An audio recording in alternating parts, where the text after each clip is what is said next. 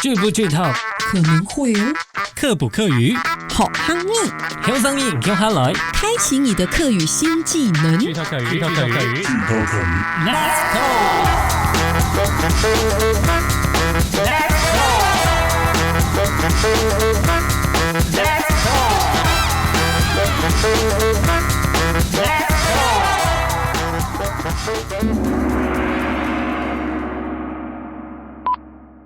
有一颗荔枝姐，嘿，你知道我是苗栗人对不对？当然知道啊。所以今天要来跟大家推荐一部跟苗栗有关的纪录片，叫做《花若盛开》。太好了。那它是一个怎么样的故事呢？故事的地点是在这个石潭，苗栗的狮潭乡哦。是。那主角呢是一位接近100岁的客家阿公，叫做郭火炎，一个很迷人的阿公哦。真的啊？跟你想，可以这样说吗？是啊。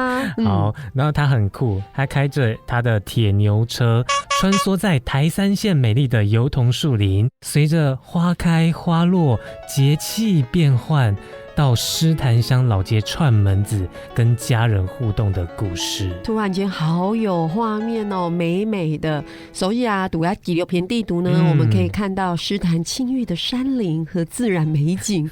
真的，干嘛笑？为什么讲起来就是感觉？哦，真的很美，是真的很美啊！因为我去过狮潭，那狮潭是苗栗县人口最少的乡镇，是一座很古朴的小山城。那之前因为交通不方便所以常常被游客忽略，就是直接跳过，你知道吗？但狮潭老街上其实有好吃的客家美食，猛抽像是那个仙草啊，对，吃完呢还可以去那个明凤古道关屿步道踏青，是非常值得一游的合众景点。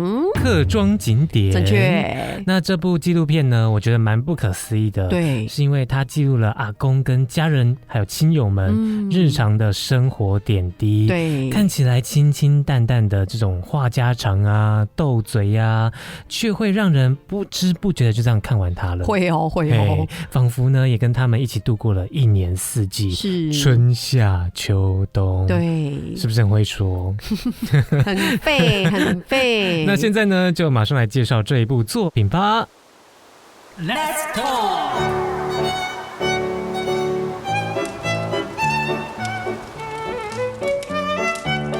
獅潭鄉三排鄉的一齣三合宴，97歲郭火炎阿伯公，佢身體很動健，為自家劈柴、割草、樹古等科技落實的山哪。獅潭鄉山邊的一座三合院，住着一位97歲的郭火炎阿公，他身體硬朗，仍然親自劈柴、除草，守護賴以為生的山林。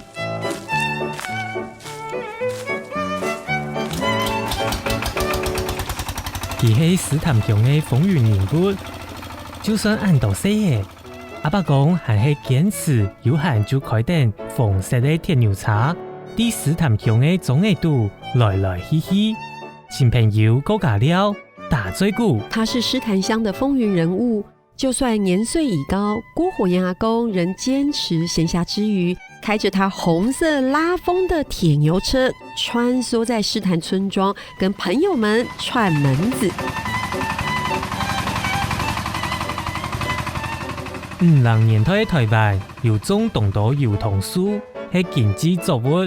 阿伯公每日靠油桐樹、釀油桐汁醬油來維持生活。50年代的台灣種植大量的油桐樹當經濟作物，郭阿公曾經以種植油桐樹、撿拾油桐籽榨油為生。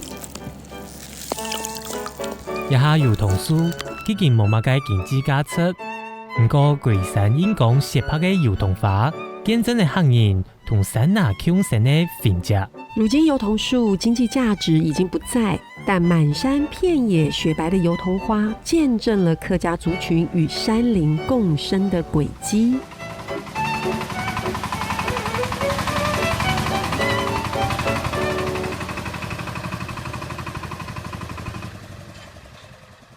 其实纪录片有各种主题形式，那有的作品主题跟议题有关，借由记录影片主角来为议题发声，像是我们之前有多肉女子生存之道，谈的就是身体议题，或是像金门，在导演的主观视角中带出金门的特殊历史的定位，隐喻中美台三方的特殊角力等等。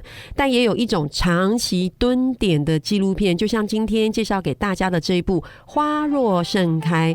你知道导演是花了3年的时间记录阿公的生活，从琐碎的生活切片中渐渐的累积，反映客庄现实真实的样貌。看完这部片我是觉得就像是喝了一杯茶，淡淡的氛围，尾韵悠长。你的气感觉快不长了，尾韵悠长。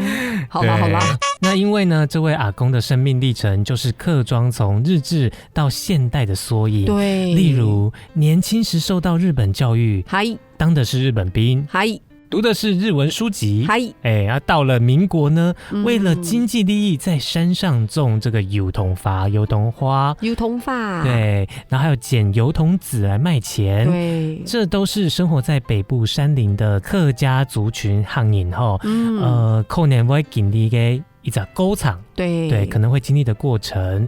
相信许多长辈呢，看完了这部影片会非常的有感触，像是阿公家厨房的那口大灶，对，燃烧柴火，辛勤煮着三餐，炊烟袅袅，这些感觉是许多长辈的童年回忆哦，而且真的很美好那这部纪录片除了可以了解到历史的脉络，还有一个很重要的点，懂葱油，就是影片里面呢有太多的客家文化做在分享。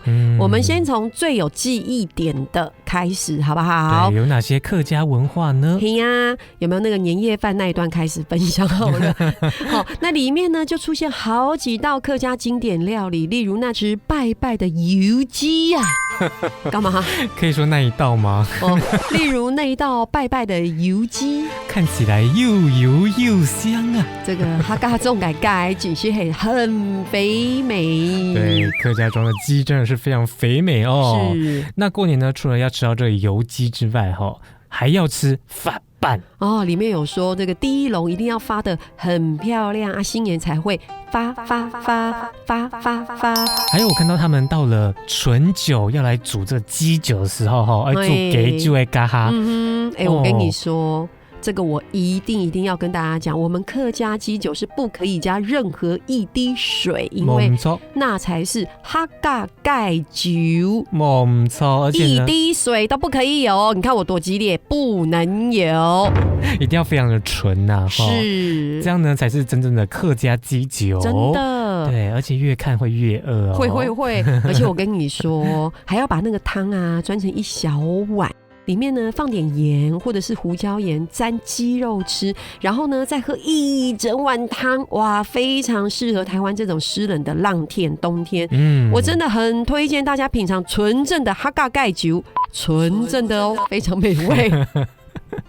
真的是很客家的吃法还有呢，韩国这个影片中呢，还可以看到阿公家族去扫墓，看到阿公在那边检查，哪里有没有漏水啊，哪里有没有问题啊，一般人可能不知道，不知道很多，比如说扫墓，客家人的扫墓客语是说瓜字，瓜子，对，海陆腔瓜吉，还有呢，另外一个不知道的就是客家族群客家人一般来讲呢，会提前从农历正月16正月的16日就陆续的安排祭扫祖坟，这也是客家传统的习俗，客家传统的习俗。对你刚刚是不是说我们说扫墓我们叫瓜字，对不对？瓜吉，那其实它就是用那个石头压着纸钱你远远看的时候就像是把纸挂在坟墓，是不是很有记忆点？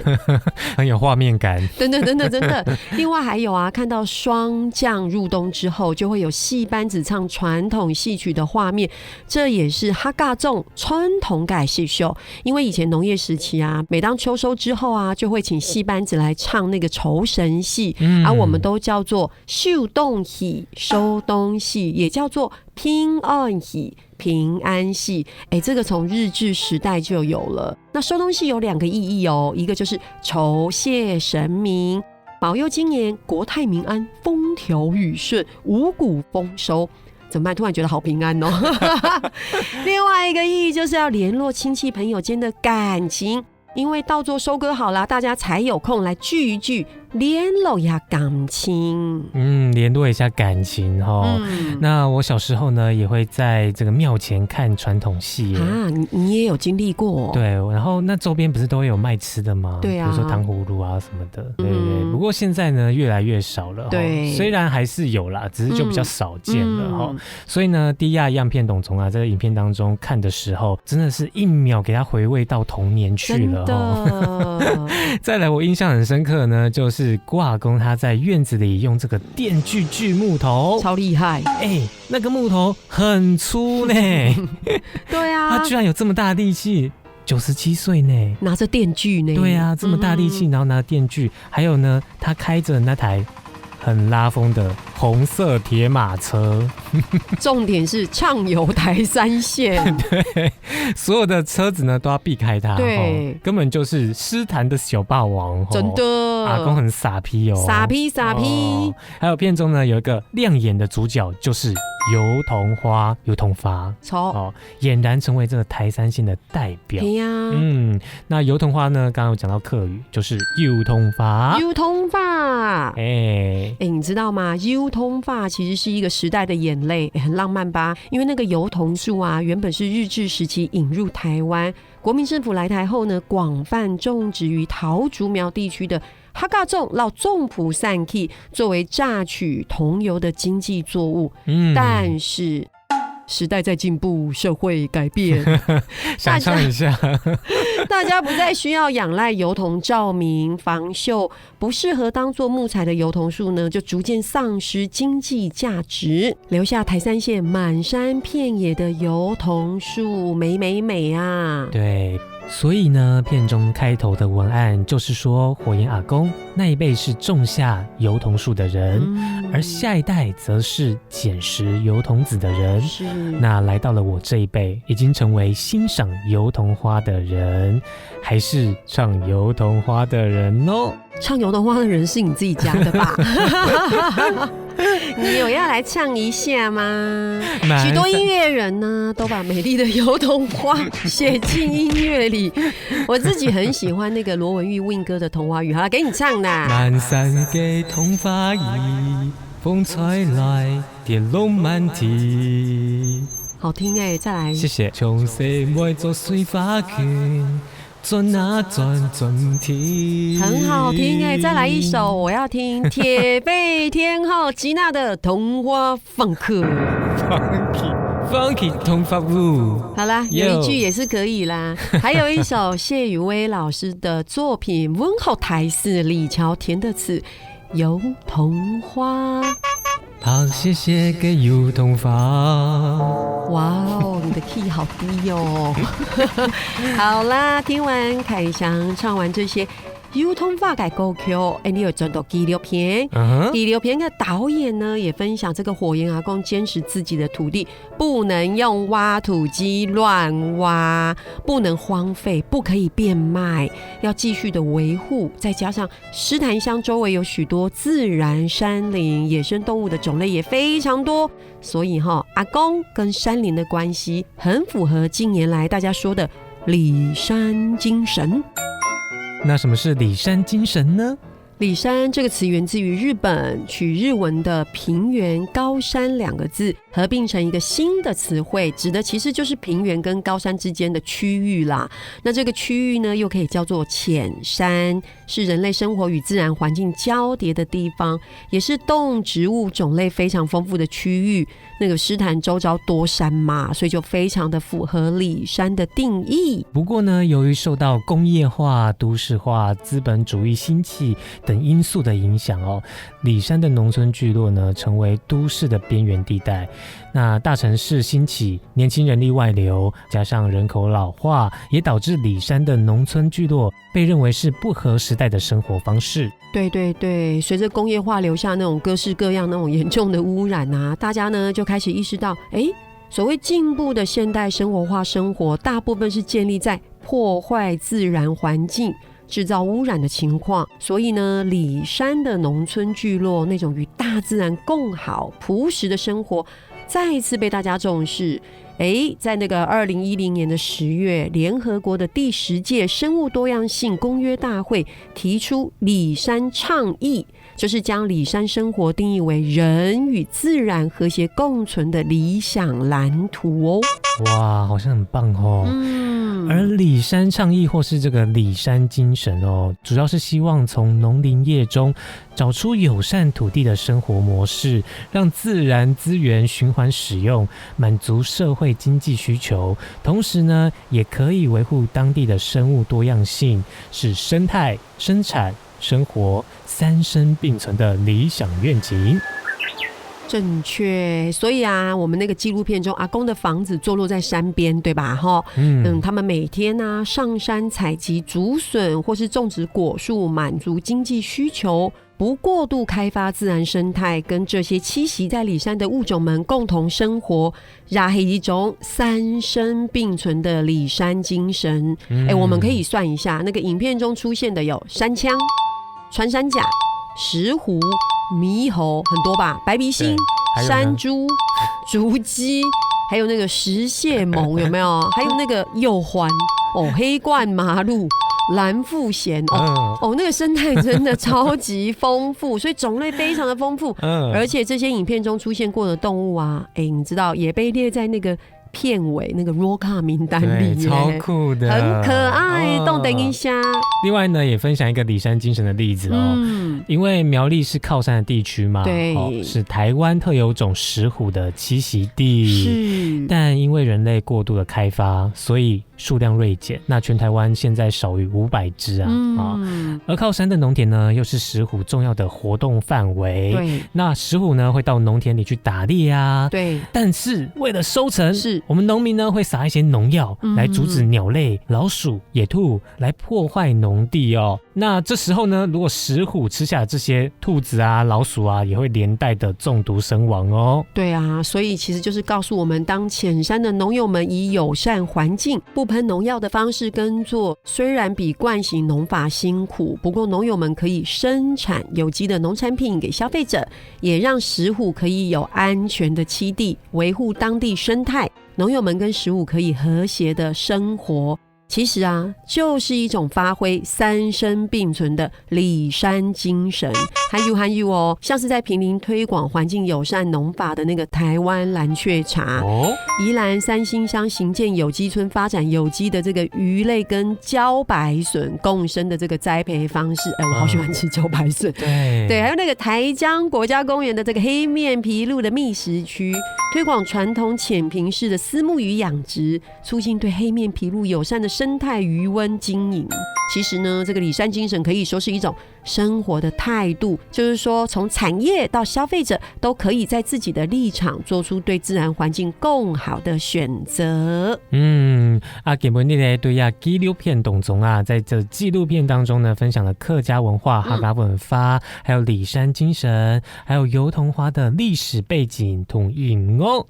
那太嘎嘞有团豆，我们今天要来教大家什么客语吗？我们要教大家跟花有关的客语，想不到吧？其实大家一定有猜到。对，各种让你意想不到的花。不过这是真的，你一定意想不到的花哦。好，来吧 ，Let's go。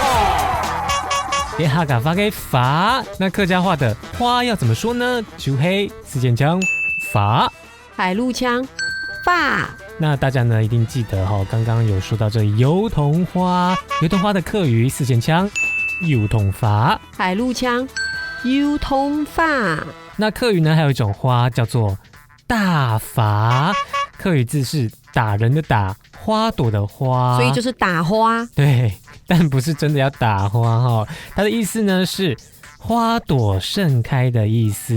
例如今年的油桐花还没大发，海陆腔打发，今年的油桐花还没有打发。对，还没有就是还没有开花的意思，还没盛开的意思哦。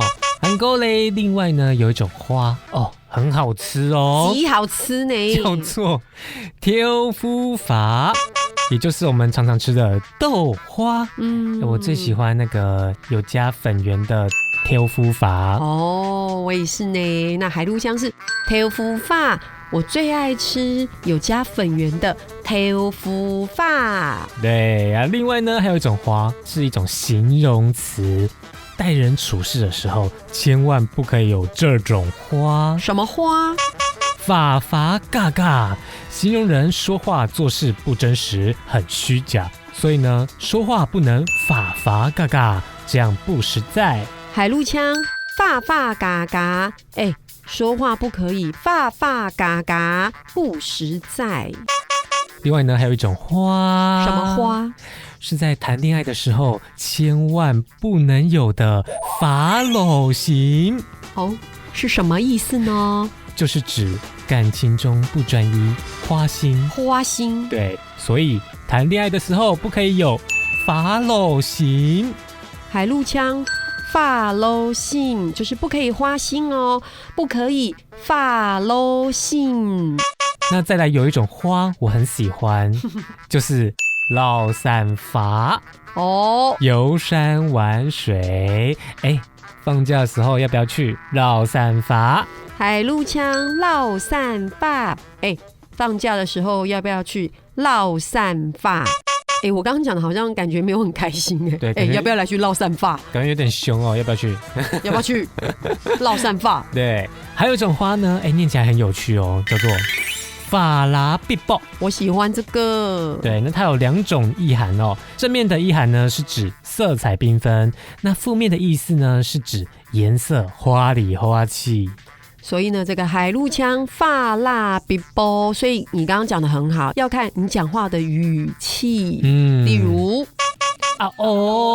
他怎么穿的这样法拉必蹦哦？怎么听起来有点给他负面的呢 ？Yes， 那另外一个呢，比较正面的哈。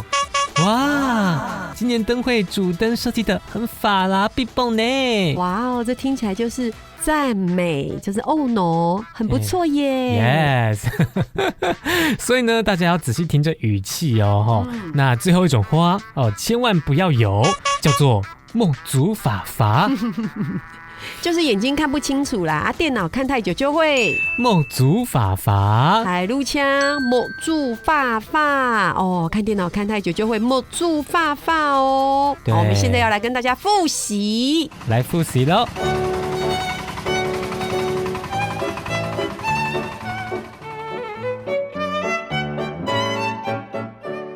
花的客语四线腔法，海陆腔发。油桐花四线腔油桐花，海陆腔油桐花。花朵盛开四线腔大发，海陆腔打发。很好吃的豆花四线腔挑夫法，海陆腔挑夫法。另外形容人说话或是做事很不实在四线腔法法嘎嘎，海陆腔法法嘎嘎。形容人谈恋爱不专情花心四线腔法篓型，海陆腔法篓型。想要去游山玩水吗？要不要一起四线腔落散发，海陆腔落散发。如果你像伊克丽兹姐姐穿的花里花气或是色彩缤纷，就可以说四线腔法拉必爆，海陆腔法拉必爆。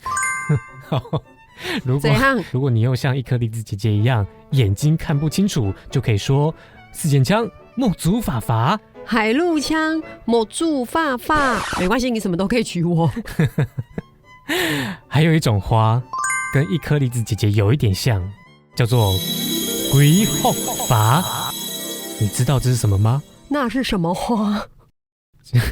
是龟壳花。一种有毒的蛇。你是不怕被打是不是？等一下，我想要挑战一下海陆枪，我要挑战刚刚教过的，测试一下我们的听众朋友可以听懂多少，好不好？海陆枪，油通发、打发、挑夫发、发发嘎嘎、发露性、绕散发、发蜡笔波、木柱发发，还有一个鬼红发，没有这个花，观众朋友。那四线枪来一次哦。四线枪，发油通发、大发、挑夫发、发发嘎嘎、发露型、老散发、发蜡笔波、木竹发发、鬼后发。总上鼓励，祝福大家发发发发发发发发发发发，张磊彪，拜拜。